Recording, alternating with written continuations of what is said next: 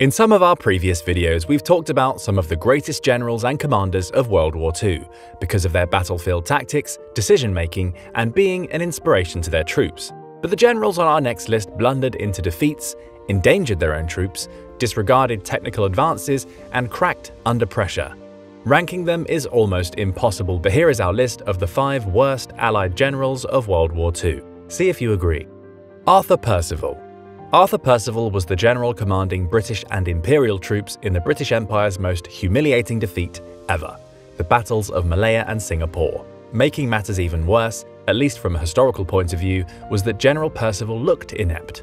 Percival's appearance was made even worse by the tropical officer's uniform he wore and was photographed in for the entire world to see when he surrendered Singapore to the Japanese.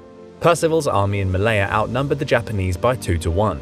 Most military experts believe a minimum of a 3 to 1 advantage is needed by the attackers over defensive positions, and even more if they're in a city like Singapore. But the Japanese were commanded by an audacious general, Tomoyuki Yamashita, who drove his men and himself hard. Percival made mistakes right away. First, he underestimated the Japanese. Next, he refused to prepare strong defensive fortifications. The general believed that his men, already suffering low morale from the war situation elsewhere in Asia and Europe, combined with the unfamiliar jungle terrain, would be even more demoralized if he ordered them to dig in, rather than attack. Percival also placed his men too far apart, which prevented them from coming to each other's aid and allowed the Japanese to penetrate British lines and continue their drive south. Half the time, Percival and his staff didn't know where the bulk of the Japanese army was. They also overestimated the number of men fighting against them. When the Japanese drove down the Malay Peninsula, they outmaneuvered the British time after time, driving them back to the island city of Singapore. The weeks between the fall of Singapore and the invasion of Malaya was not due to British resistance. The Japanese were simply regrouping, resupplying, and checking out the island's defenses. One thing the Japanese realized was that the British colony would be nearly impossible to assault from the sea. The Royal Navy and strong fortifications would prevent a successful attack. However, across from the Malayan mainland was only a narrow strip of water, being covered by marshland on both sides. The British had always assumed that no one could attack from the rear of the city. Combined with the thought that their army in Malaya would hold, Percival and the previous British commanders did not construct strong defences in the area. What's more, most of the British Army's big coastal guns were facing south and were not able to be turned around. Of course, there were British and Imperial units that fought with tenacity, but their leadership let them down and Singapore was overrun in a short time. Percival was filmed surrendering British forces in what Churchill called the most humiliating defeat in British history. Percival and many of his men endured great hardship in Japanese captivity until the end of the war. Many did not survive, but the general, who was tough as nails despite his ineptitude and appearance, did, and was at MacArthur's side at the surrender of Japan in 1945 after being liberated. Maurice Gamelin and Maxime Weygand. It's difficult to separate the World War II careers of Generals Gamelin and Weygand.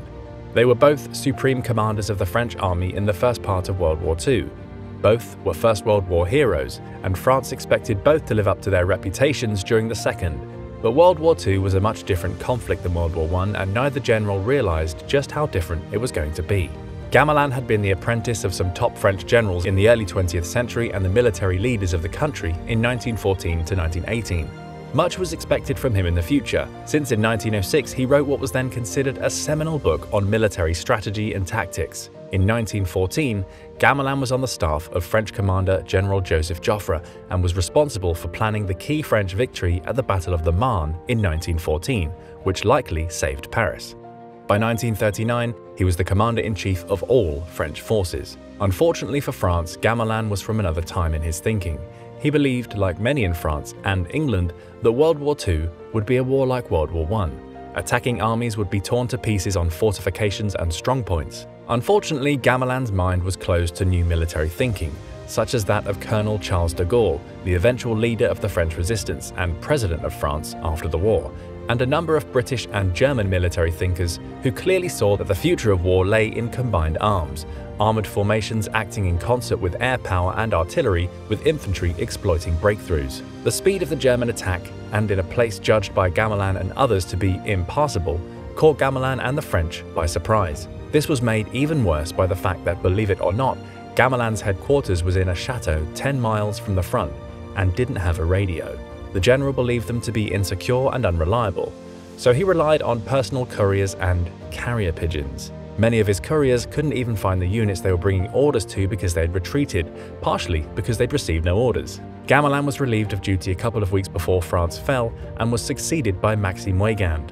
Weygand's appointment came at a critical time in the Battle of France, and the first thing he did was to cancel the counter-offensive that Gamelin had finally approved. For 2 days, Weygand met with diplomats and dignitaries in Paris, expecting that the Germans would be stopped, at least for a while, like they had in World War I.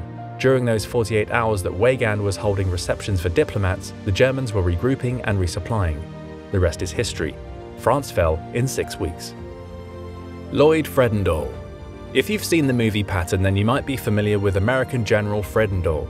Fredendall was the US commander in the North African theater when American troops landed in western North Africa to push east and sandwich the German Afrika Korps under Field Marshal Rommel between the Americans in the west and the British under Montgomery in the east. During World War II, few commanders were as skilled as Rommel. Fredendall was not even close to being in the same league. Comparing Fredendall to Rommel is like comparing a good slow-pitch softball hitter to Babe Ruth. Like Gamelin, Fredendall kept his headquarters, complete with refrigerators and full meals shipped in from the United States, sometimes 100 miles behind his lines. He also had his trailer buried many feet in the ground and made installing air conditioners a priority over maneuvering his troops correctly. Fortunately, unlike Gamelin, Fredendall did believe in using radios. However, when issuing orders, he not only used codes assigned to his command, but ones that he seemed to have made up and assumed his officers understood when they did not. An example: have your boss report to the French gentleman whose name begins with J at a place which begins with D, which is 5 grid squares to the left of M. Fredendall was in command of US troops when Rommel struck them unexpectedly at Kasserine Pass in Tunisia, inflicting a serious and demoralizing defeat on the underprepared, poorly equipped, and poorly led Americans.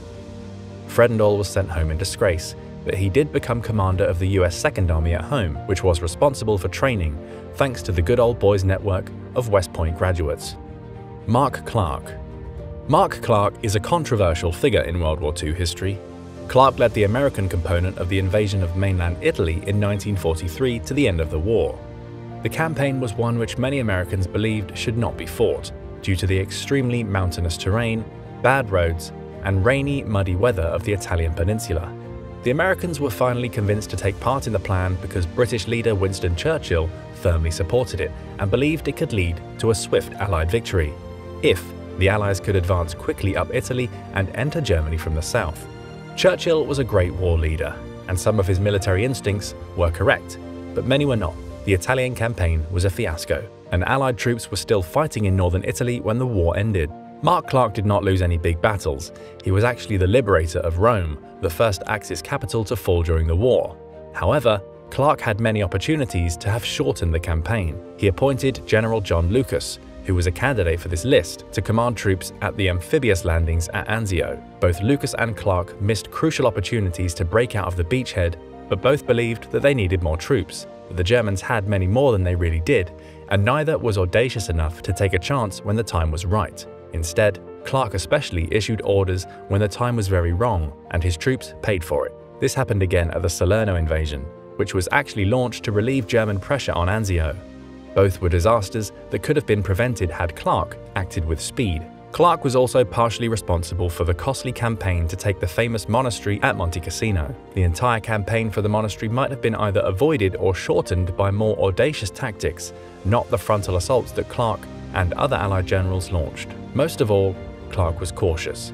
He preferred not to lose a battle rather than winning it. Making matters worse, most people found him to be pompous and irritating with a tendency to blame others for his own mistakes. Clark didn't lose to the Germans in Italy, but he likely only won because of the great advantages in men and supply that he had over his enemy. And here you have our list of top 5 worst Allied generals of World War II. We hope you enjoyed our video.